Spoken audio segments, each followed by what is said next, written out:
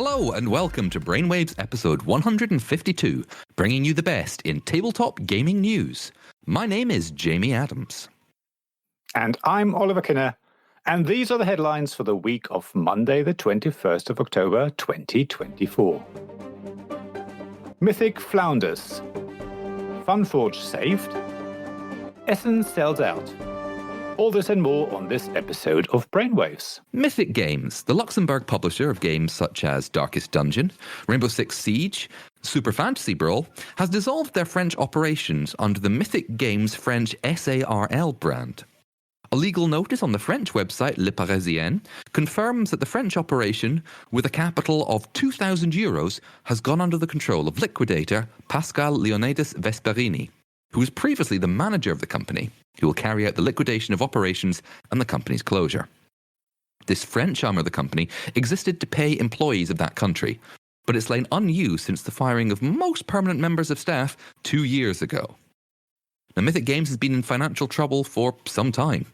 We originally reported on this back in March 2023, followed by the news in January 2024 that Cool Mini or Not bought Mythic Games' Hell, The Last Saga, and Anastyr. Additionally, Mythic Games was embroiled in a number of controversies, some of which we've covered on the cast. These include delays to multiple Kickstarters, going back to backers multiple times for more money, and asking reviewers not to mention the company's reputation in their reviews.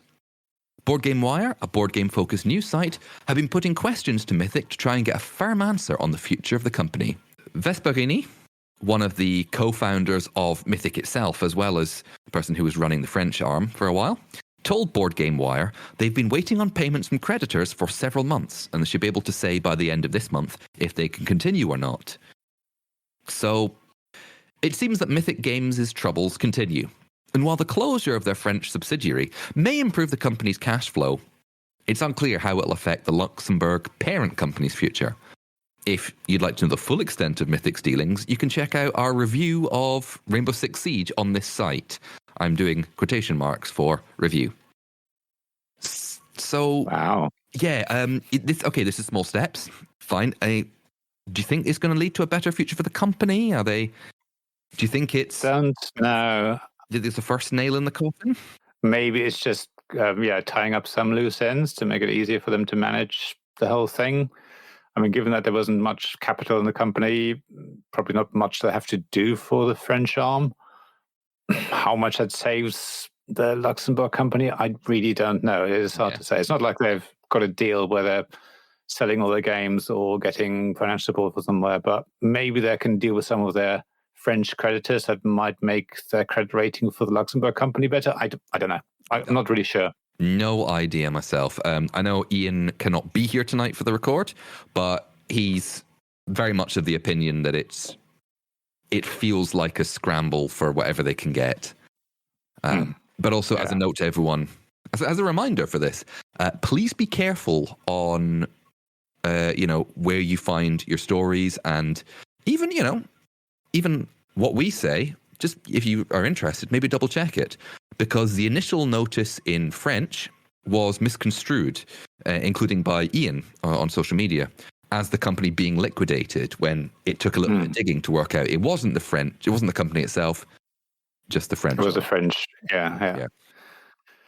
So a lot of companies do have different sub-companies, if you like, within different legislative areas, so different countries basically, and obviously in this case it sounds like that French company was really lying dormant for a long time, so it doesn't sound like it's going to make too much difference, but we'll have to wait for more news. And we will probably bring that, because we've been covering a lot of Mythic stuff anyway. But on the subject of French publishers, and French board game publishers in particular, Oliver, I believe we've got news from Funforge. Yeah, speaking of maybe companies being saved as well. Funforge, a French board game publisher best known for the Tokaido series of games, has sold that franchise to Stonemaier Games in the United States. Now, Stonemaier is the publisher of the cultural juggernaut that is Wingspan, amongst obviously many other titles. Boardgamewire reported on the 11th of October on the deal, with Funforge hoping that it will allow it to sort out its finances and put the company on a more even footing.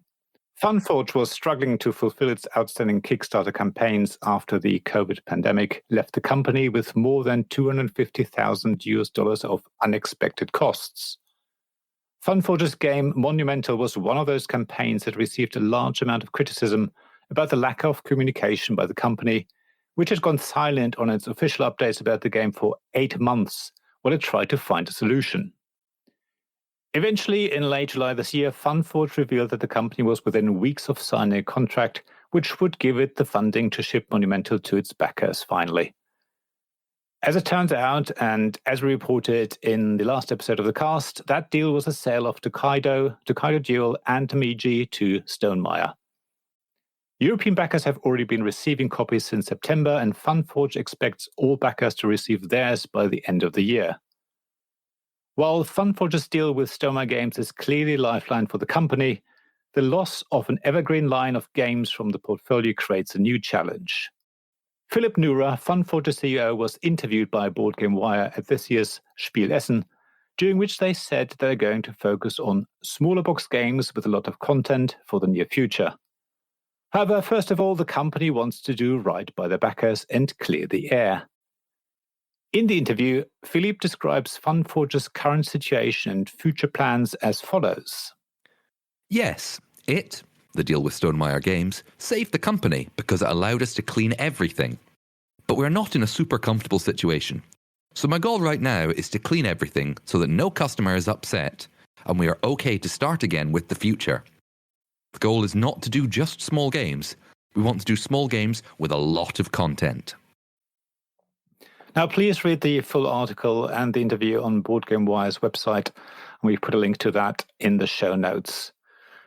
Well, as we said in the last episode, it sounds like, we thought in the last episode that this is possibly a lifeline for Funforge. And by the sounds of it, Philippe confirms that. But yeah, clearly there's more trouble ahead.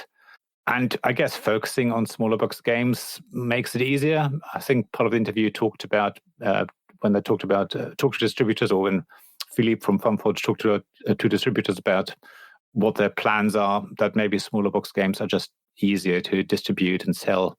So yeah, small box games, but lots of content. So we'll see what happens. Yeah, I mean, it's a shame, but the company's wanted to keep going. I mean, I don't know about you, Oliver. I'm a big fan of Tokaido. Walking. I was about to say walking simulator, but it's not a board. No.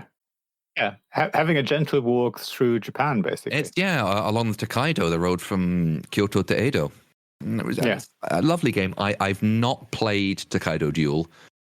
I've played Namiji in I think it was an early prototype or something like that I think it was UK Games Expo in 2019, I'm going to say. 2018 or 2019. Wow, okay. And I'll be honest, I was not impressed by Namiji.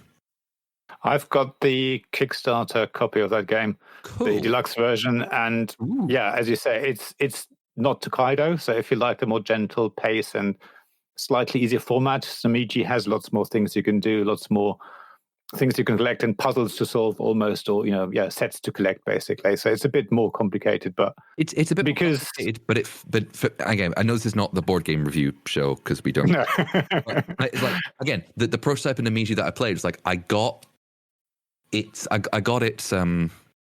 What it was trying to do. I just felt like a lot of it was extra complication for complication's sake. Yeah. But that's that's just me. If you have played Namiji and really enjoy it, please let us know what you particularly enjoyed about it. If you didn't enjoy it, let me know. Tokaido Duel as well. We want to know these things. But yeah, it's nice to see that those games live on under the Stonemaier brand, and then that hopefully means Funforge can come out with much more games, and interestingly similar games in the future. So. Absolutely. Yeah, we'll have to wait, and we'll obviously give you or bring you updates as we receive them. Now, Spiel Essen was mentioned in this article, Jamie. Yes, Spiel Essen. Now, for anyone who's not aware, Spiel Essen is the world's largest board game fair, held annually in, surprise, surprise, Essen in Germany. And the company announced in a press release that this year had completely sold out of visitor tickets for all 4 days of the event. For the first time in the fair's history, all the tickets for Thursday and Friday had sold out before the show had even begun. And by the end of the event, Saturday and Sunday had also sold out. Amazing. So around 204,000 people from over 80 nations attended the event, which was held from the 3rd to the 6th of October, which exceeds 2023's figures of 193,000 attendees over the same time period. Karel Rapp, managing director of the organising Marktverlag, which owns and runs Spiel Essen, said this about the challenges the large visitor numbers presented. This year we worked with the ticket quota for the first time to create a pleasant experience for as many people as possible and to comply with safety regulations. There could never be more than nearly 50,000 people on site at the same time. We ensured wide aisles and good walking paths for easy movement in the halls and to the booths. There were also 923 exhibitors from 52 countries promoting more than 1,500 new products. Now, the exhibition space covered 68,500 square metres in 6 halls at the Messe Essen Exhibition Centre, which also made this the largest Spiel Essen to date. Rapp describes the difficulty of organising the exhibition space as follows. When we had to open a waiting list in June because we couldn't immediately accommodate all exhibitors' requests, we knew that this year there would be more space used again. We had to do a lot of puzzle solving to coordinate the requests for more playing space and the wishes of new exhibitors. I'm very proud of us as a team for tackling this huge task together and, through much communication, managing to offer nearly everyone a spot at Spiel. As we reported earlier in the year, after replacing its mascot Meeps with AI-generated art for the marketing, this year's Spiel Essen reintroduced Meeps and featured it heavily in this year's event marketing. At the show, a life-size version walked the halls, which offered photo opportunities for attendees. Meeps, who is a cat, I believe? Yeah. Thank you. Meeps also featured in a board game that was specifically designed for the show, and you could buy a plush toy version of Meeps as well. I mean, 1,500 new products. That's not just games. That's games accessories. Yeah. That's mind-boggling. But it's new products as well. It is crazy. Yeah. I mean, just look at the numbers: 204,000 people from 80 nations over. Yeah, what did you say? 4 days. 4 days. And hence the 50,000 people on site at the same time. Nearly 1,000 exhibitors from 52 countries. Yeah, it is. I mean, it is huge. As if you have attended, you know how big it is. I haven't been I've only been once a few years ago, and I was super busy. I know we then had the COVID pandemic in between, and I think after that the event was a bit quieter. Now then they try to spread out onto bigger halls or more space anyway, and wider what are they called, pathways and things like that. So I think it's been feeling quieter last few years, but even so, it's going to be absolutely manic. Yeah, I mean, I've never been, so I'm bowing to your experience. And as you said, it was a lot of people, but not 200,000 people over 4 days, 50,000 a day. That's almost mind-boggling. And I don't know. I mean, I can't in my head parse out 68,500 square meters, but I can think that's a lot of space.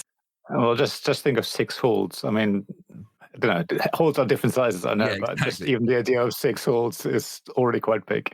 I was about to say thinking of an average.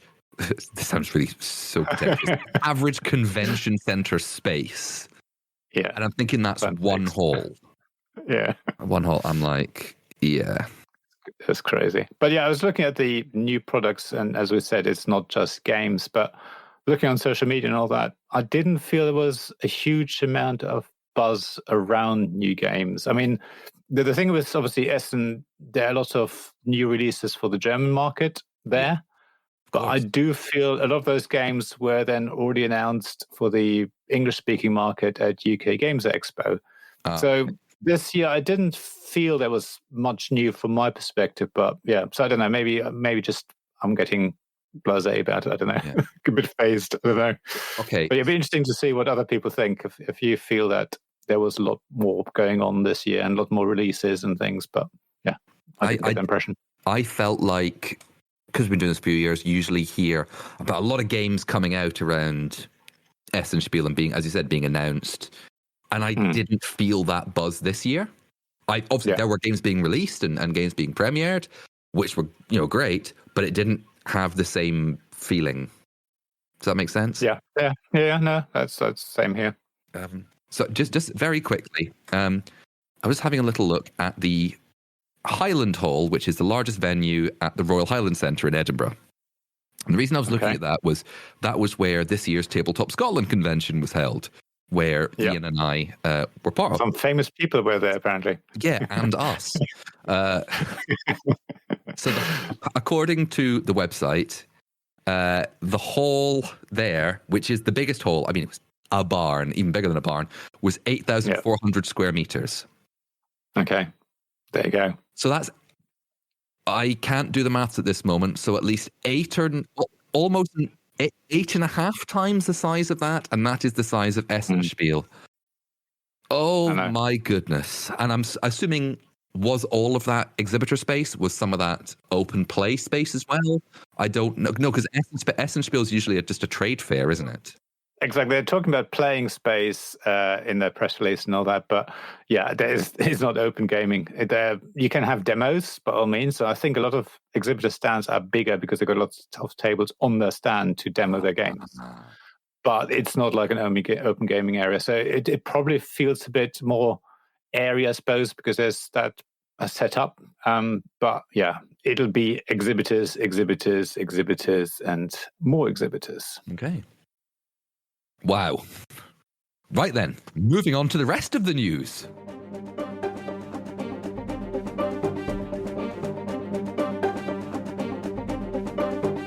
We've got a story about Barnes & Noble. As reported by ICV2, the American bookseller with the largest number of retail outlets in the United States, so that's Barnes & Noble, have announced that it will include the names of game designers in game listings on its website.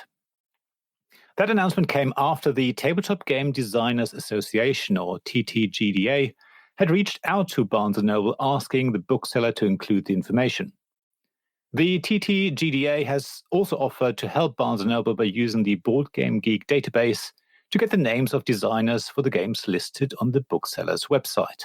Founding members and initial board game members of TTGDA, Jeff Engelstein, Elizabeth Hargrave, and Sen-Fung Lim, had wanted major retailers to list designers in their product catalog since the association was founded last year. While for many major retailers such as Amazon and Barnes & Noble, listing the author of books alongside the publisher is common practice, board game designers have so far not been specifically called out. Jeff Engelstein, TTGDA president, explained it as follows. Barnes & Noble highlights book authors and musical artists on the listings for their creative works. We believe that game designers also deserve recognition for the creativity and hard work required to bring a game to life. Sabrina Falcone, Barnes & Noble senior merchandise manager, said this of the plan. Tabletop gamers are always eager to learn more about the people who create the games they love. By adding game designer credits to our listings, we are not only enhancing the shopping experience, but also helping our customers connect with designers in the gaming community. I think it's great to see that Barnes & Noble are going to start doing that. And also, obviously, that the Designers Association, Game Designers Association, has obviously had big influence on this decision and is helping them along. As a German myself, I always find it a bit odd that, obviously, over here, board game designers are called designers. In Germany, they're actually called authors. Oh, really? So in Germany, having a author of a game or book author or author of a song, it's all sort of the same word, and it makes more natural sense to list them. Yes. And I think that's possibly also partly to do with the Deutsche Spieleautoren. So that's the German Association of Board Game Designers. They probably have helped there, but just as a language thing, it's easier. So it's nice to see that's happening in the English-speaking area as well, and especially with someone like as big as Barnes & Noble. So I was going to say, yeah, I think I'm going to pretty much ape your thing. I think it's fantastic. Part of me is a bit annoyed that it's taken this long, but I suppose better late than never, because they deserve a lot of, game designers deserve a lot of credit for some of these board games. Jeff Engelstein, Elizabeth Hargrave, and Sen-Fung Lim, Three designers. You might have heard some of them. Jeff Engelstein he's been designing a lot. He's designing a game called Pit Crew or Space Cadets, if anyone's heard any of them. Elizabeth Hargrave, This is a juggernaut that comes to mind. Yeah, the cultural juggernaut span. And Senfung Lim, if you've played a game called Junk Art, which is making kind of arty things out of junk, or Mind MGMT, the psychic espionage game. That's games from them. But yeah, these are people who are movers and shakers, let's say. Yeah.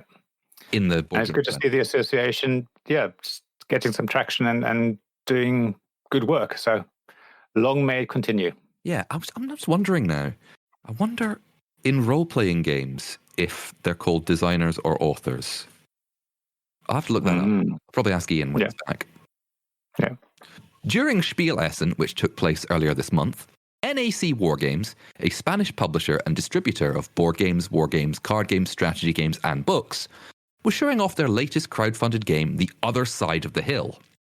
Now, this is a board game that simulates the struggle for power within the German High Command during the Second World War. Players will take on the role of military leaders trying to advance their careers within Nazi Germany. In update number 12 of their crowdfunding campaign, the publisher confirmed that they expected their game would most likely be seen as controversial, especially when shown at a board game fair held in Germany, and one where war games are still more of a niche genre, which is mostly due to the country's recent history. I don't think we need to explain that. However, NAC Wargames decided to offer backers of the game's crowdfunding campaign a special promo at Spiel Essen.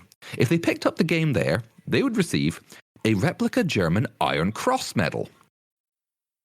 Now, in Germany, the Iron Cross is no longer awarded as a medal. And that was since the Second World War, due to the symbol's close affiliation to the Nazi regime. Recipients of the medal during the Nazi dictatorship were asked to replace it with a version of the Iron Cross where the swastika was replaced by a trifoliate oak leaf cluster. Nazi memorabilia and symbols are illegal in Germany, and people can face imprisonment for distributing or producing them, or using them as a means of propaganda. Now, NAC Wargames' replica Iron Cross does not feature any Nazi symbology, which means it does not contravene the law. However, the combination of colours on the ribbon and the shape of the cross in the middle itself make it effectively a replica Second World War Nazi Iron Cross. Now, NAC Wargames announced the medal in update number 5 on their game fan page for The Other Side of the Hill, a link that we've put to in the show notes. In that update, they made it clear the medal was exclusively for Kickstarter backers. In response to NAC Wargames handing out the medal at Spiel Essen, a number of people spoke out against the company on social media and on the internet board game database Board Game Geek. Now, while there was some confusion at first and people thought the medal was available for purchase at Spiel Essen, it later became clear it was only available for crowdfunding backers. A Board Game Geek user called Etheniodes Maskeoka, where, my apologies for the pronunciation if that's wrong, where Maskeoka is the parent company of NAC Wargames, responded in defense of the actions as follows. In no way has this been offered in Essen. It is only for backers and was explained some time ago in an update in GameFound. It is a commemorative medal of the first edition of the game. No more. We'll put a link to the relevant thread in the show notes again. You can see the whole conversation. Now, we also reached out to Maskeoka via Board Game Geek for a comment. They had this to say. We do not identify with the terms or associations that some have attempted to impose on us. A quick look at our ongoing projects will show that we are fully committed to producing historical games with great respect for the context in which they are set. That is all there is. Now, as you said, Oliver, you've taken the lead on this story, and you are, if I'm reading the room correctly, you are from Berlin. Yes. Okay. So I have no platform to stand on this. I'm just giving you my off the cuff opinions here. A white man doing that, shock horror. Yeah. Great. That's taking their comment at face value. That's fine. Fine. However, yes. I'm sorry. This is not me pausing. Me trying to find the word. So they knew that. So they said they knew promoting the war game about Nazi high command in Germany. Yeah, that would be controversial. Okay, that's one thing. Then their choice of, because you backed this in crowdfunding, if you pick it up, we will give you a copy of an incredibly distinctive and let's say controversial medal. Yeah. To backers, again, just to backers, but you said yes, we said we'd do this on GameFound or whatever crowdfunding campaign you used. The fact you've let people know that on that, fine.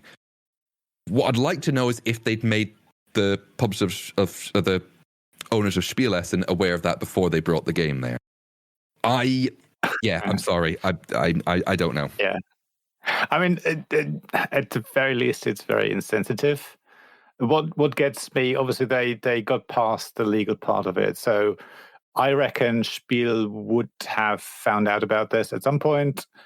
If they felt there was some law being broken, I reckon they would have shut down the stand and possibly even called police. Yeah. So I don't think that's what happened here. So I think legally, NAC have done nothing wrong. Absolutely. They are technically within the law. Yeah. I mean, we're not lawyers, but that's what it sounds like. Oh, yeah, we're not lawyers. Do not take anything we say as legal advice. We're just offering. If you have any Nazi memorabilia, do check with a German lawyer before you do anything with it. But no, I mean, to bring it back onto the discussion, my thing is that they knew their game was going to be controversial, quite understandably, because of Germany's history. And that's fine. I think games should challenge us, or some games should challenge us. So I don't have a problem with war games as such if they're done well and they convey a lesson or somehow bring the subject matter close. I mean, we can have a separate episode about this whole thing, how war games are good or bad or whatever. So let's assume this war game is actually supposed to show that German Nazi high command were selfish, and that's when you play it, that's how you come out and you learn a lesson or something. But yeah, so they knew it was going to be controversial. And then they decided to bring basically some sort of stretch goal, some special promo for backers to the show as well.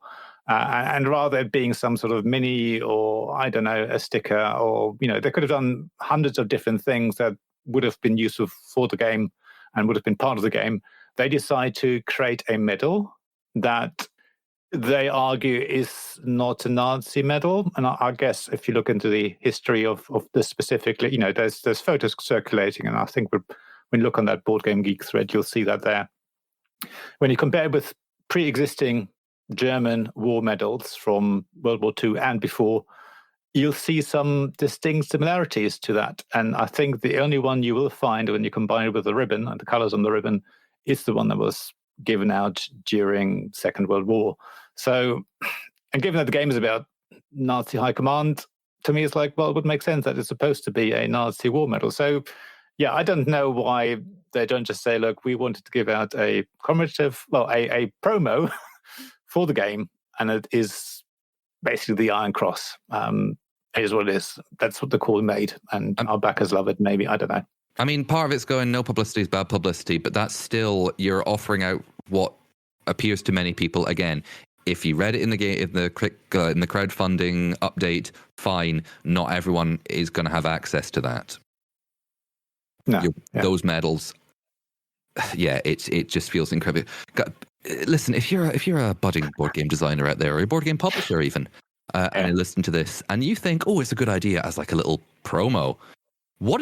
Do you think a Nazi war medal replica is going to promote your game? It might promote it, not in the way that you think.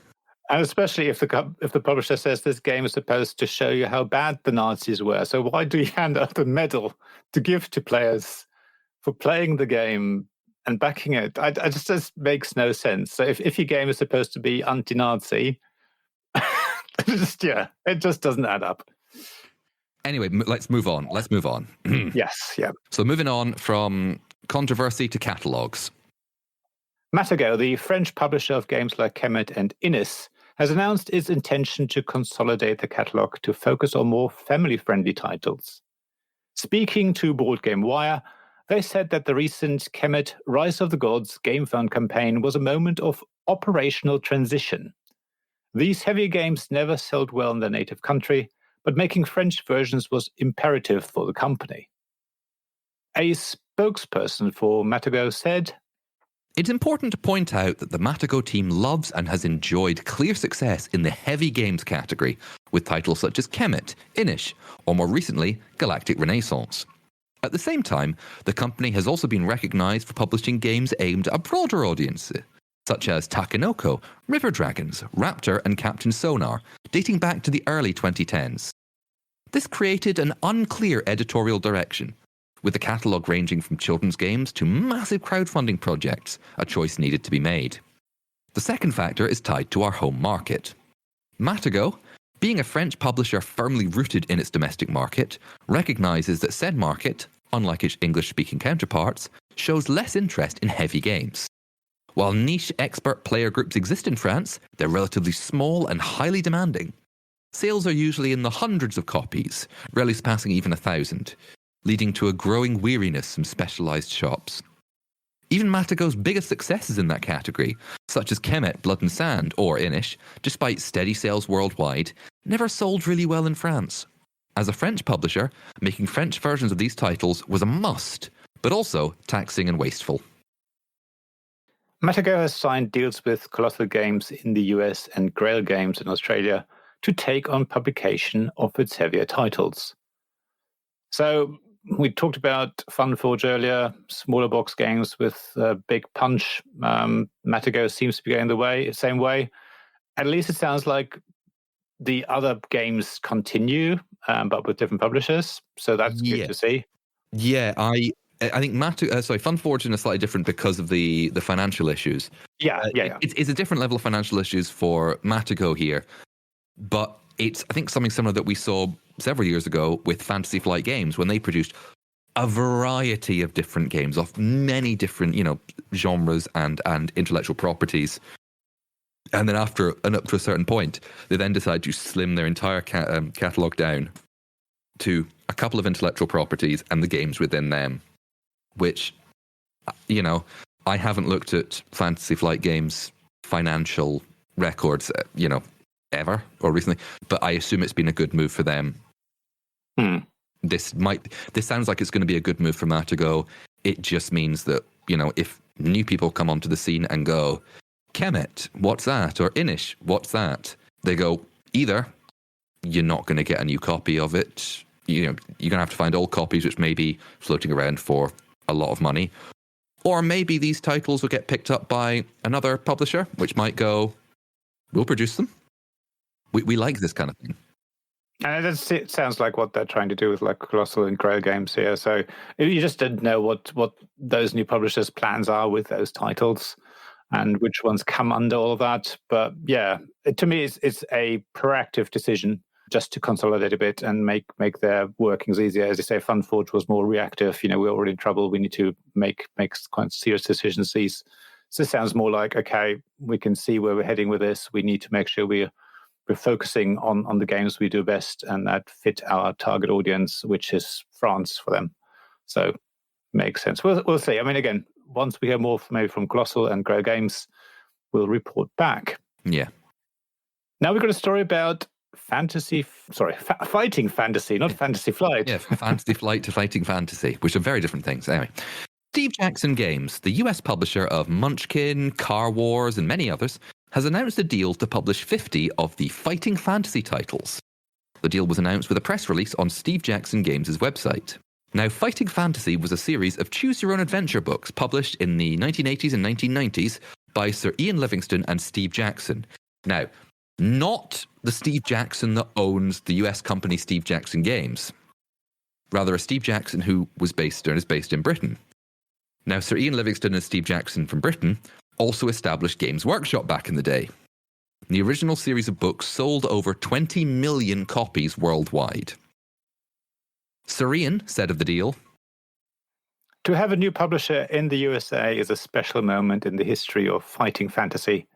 We have known Steve Jackson, US, for more than 40 years, having distributed Steve Jackson games in the 1980s when we owned Games Workshop. Steve also wrote 3 fantastic fighting fantasy books, which caused a lot of confusion at the time when people didn't realize there were 2 Steve Jacksons. We look forward to exciting times ahead in the USA for new and existing fighting fantasy fans. Talk about a lot of Fs there. Yeah. The first 5 books will be released in early 2025, with 5 more following later in the year.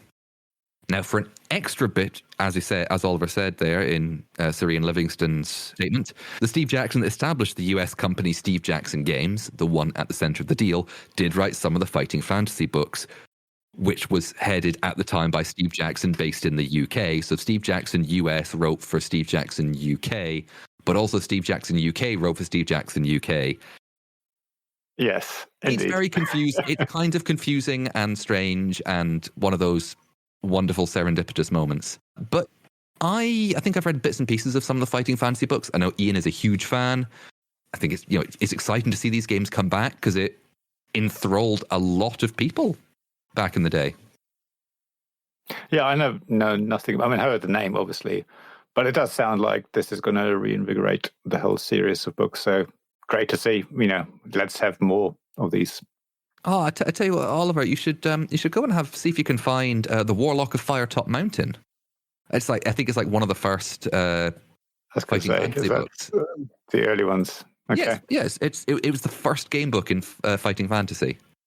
So 1982. Okay. See what it's about. Okay. You can find it pretty easy. Sure. Yeah. Do you want me to get a signed copy as well? If you can get a signed copy, that'd be amazing. If not for me, for Iain, Yeah. Which is going to be weird because if you get Iain Livingston to sign it, from Iain to Iain, or to Iain from Iain. Or Steve Jackson to Steve Jackson. Or Steve Jackson. But I think Iain and Iain spell their names differently. Anyway. Yeah.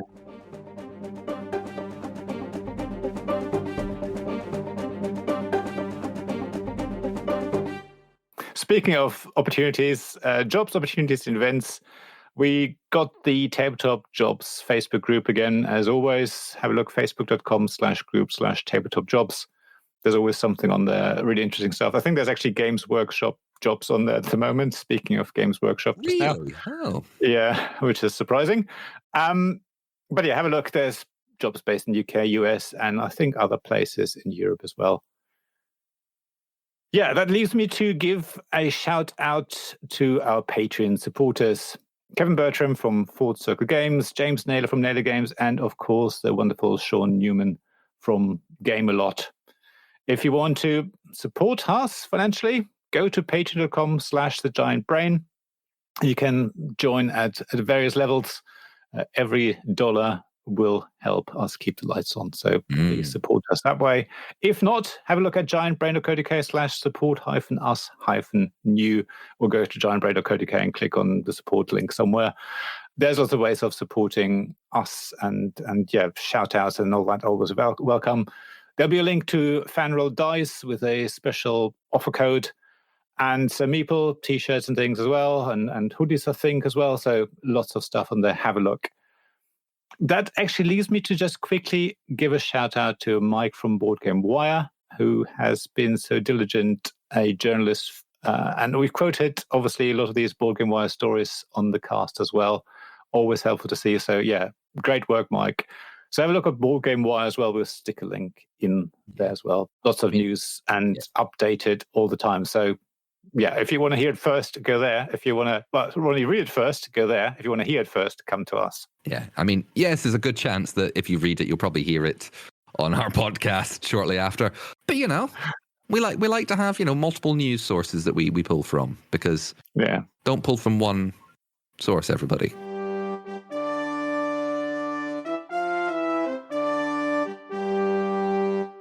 And speaking of the latest news, Jamie? That's a very interesting link. I have not done my due diligence this week. I don't have any new Monopoly. I don't have any new Cluedo. I don't have any new Risk. I don't have any new of those kind of games.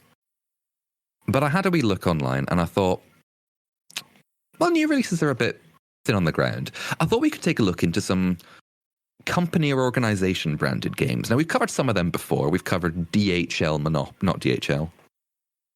Oh, what's the name? It's not DHL. No. It's a big big delivery company, and they had a monopoly. They brought out monopoly. UPS? Can't remember. Yeah. No, it wasn't UPS. It's not DHL. It's not UPS. Oh, anyway. Royal Mail? No, it's not Royal Mail. Anyway, this is not important. What is important is English Heritage, which is a company that's different from the National Trust. Now, English Heritage maintains a lot of ruins and ancient sites around England, a lot of castles.